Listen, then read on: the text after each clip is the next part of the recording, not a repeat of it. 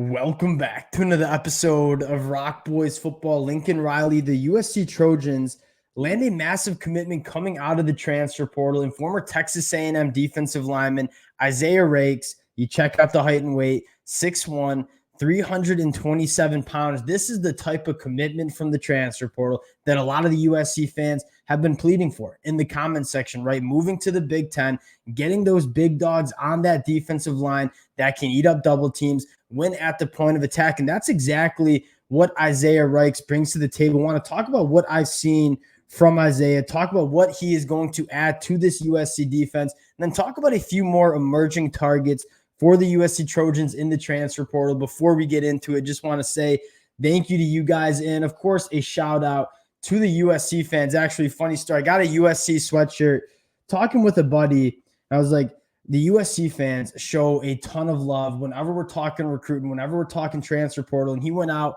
got me a USC sweatshirt. He's like, wear these when you're talking USC football. So I got my USC sweatshirt on. Again, the USC fans, you guys consistently show a ton of love to the boys. Cannot thank you guys enough. If y'all do enjoy the content, you enjoy the updates, consider subscribing to the channel. And without further ado, let's get into Isaiah Raikes. And we talked about Isaiah Raikes emerging as a top target for USC a couple of days ago. And the conversation around Isaiah Raikes was not a guy that is going to come into USC and go for 10.5 tackles for loss in 10 plus sacks. He's not a guy that is going to stuff the stat sheet in terms of production in the box score, but he's a guy that is going to elevate how this defense plays. And you look at the USC defense and where USC struggled last year, specifically on the defensive side of the football, there wasn't much complementary football going on. You saw individual flashes from individual players, but as far as this team playing as a unit, as playing as a group, you didn't really see that.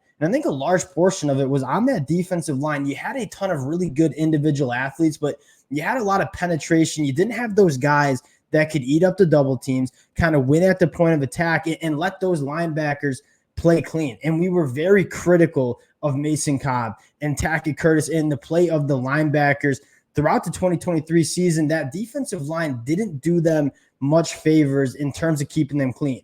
And a guy like Isaiah Raikes, although is not going to come in and provide 15 tackles for loss and 10 plus sacks, is going to be a guy that you play on that inside. He's going to eat up double teams. He's not going to allow offensive linemen to work up to linebackers and let those linebackers play downhill and play clean. And Isaiah Raikes, I think, is going to provide a lot of opportunity for Bear Alexander to be a force in the backfield with all the attention that a guy like Isaiah Raikes brings to the table. Now, talking about how Isaiah Raikes plays the game, over 250 snaps for Texas A&M last year, primarily plays that nose tackle spot, right, head up on the center, but can move out to the 3-tech. And one thing that kind of surprises you about a guy like Isaiah Raikes, 6'1", 327 pounds. This guy is a fire hydrant, right? He plays with a low center of gravity because he's only 6'1". He plays with low pad level, and he wins at the point of attack, right? He does not get moved off that line of scrimmage. And far too much during USC's season in 2023, you saw a lot of defensive linemen getting moved off the football, getting moved out of their gaps and their run fits. Isaiah Raikes, he doesn't do that. And he's a phenomenal athlete for that size. I mean, 6'1", 330 pounds almost. He's kind of like a dancing bear out there. He has the ability to move laterally. And although it wasn't a full-time starter for Texas A&M in that 2023 season, which was a loaded defensive line that they had in College Station, was a significant player and role player on that defensive line. And that's exactly what I expect him to do at USC as well. You're continuing to add the depth, but more importantly, these kind of bodies that move into the Big Ten are winning at the point of attack, are taking on double teams, and really allow everyone around him to play at a higher level. So not only are you getting a very good player at that interior defensive line spot who can play the nose, who can play the 3-tech, I think you're going to elevate the linebackers play. And I think you're going to elevate other interior defensive linemen's plays like Bear Alexander by adding a guy like Isaiah Raikes. I'm a really big fan of this addition. And again, was a part of a Texas A&M front seven last year that was absolutely dominant. And we need these kind of bodies in on that USC defensive line. Want to talk about what USC has done in the transfer portal really quick, and then talk about a few other targets for USC in the portal. And what I love about USC is that you're seeing Danton Lynn coming to this defense and kind of completely overhaul what this defense is going to look like and take a look at this roster and say, where do we need to take strides heading into 2024? And largely, it's been in the secondary, right? Landing a guy like John Humphrey, who I think is going to be, John Humphrey and Kamari Ramsey played a massive role in that UCLA defense in 2023. That was absolutely phenomenal. I think those are two bona fide starters that USC has coming in. But you scroll down, the Carlos Nicholson, a massive upgrade, a big physical boundary cornerback. Achille Arnold, one of the more experienced safeties that you saw in the Pac-12, and he's coming over with his brother Easton Mascarenas Arnold, who's going to play that linebacker spot.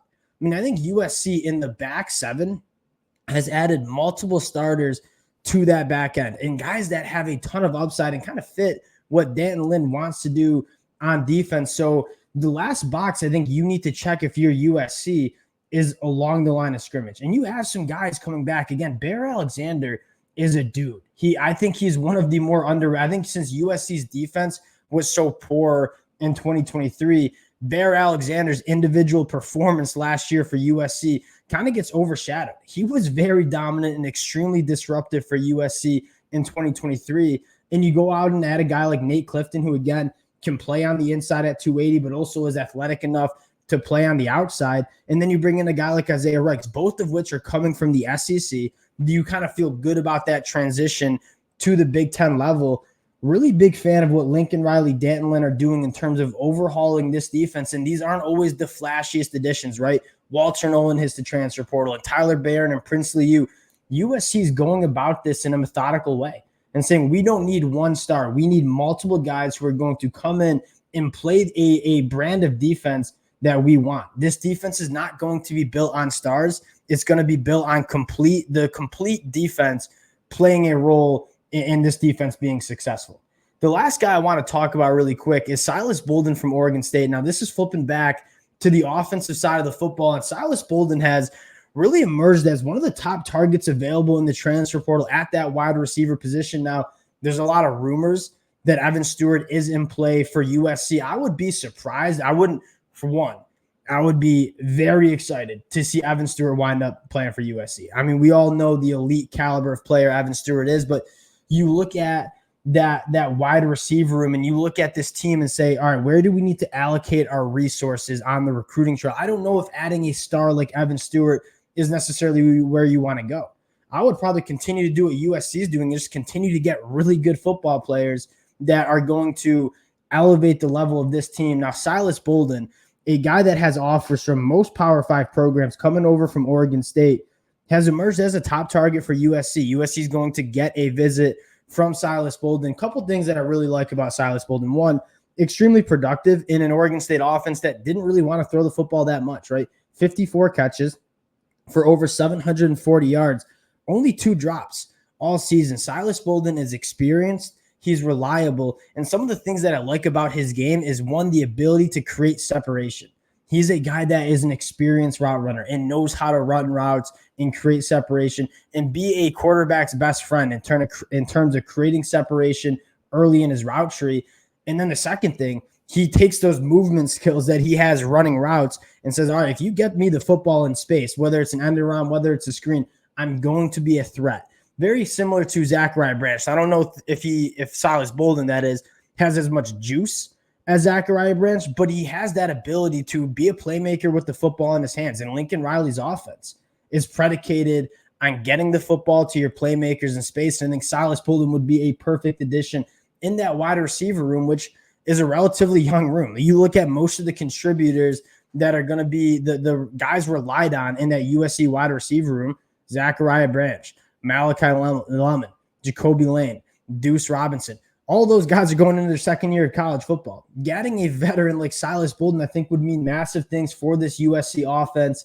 Very interested to see where else USC goes in the transfer portal. It does feel like Lincoln Riley has been kind of laying low and kind of making the grabs in the transfer portal that aren't necessarily flashy, but he continues to build this roster in a really effective way.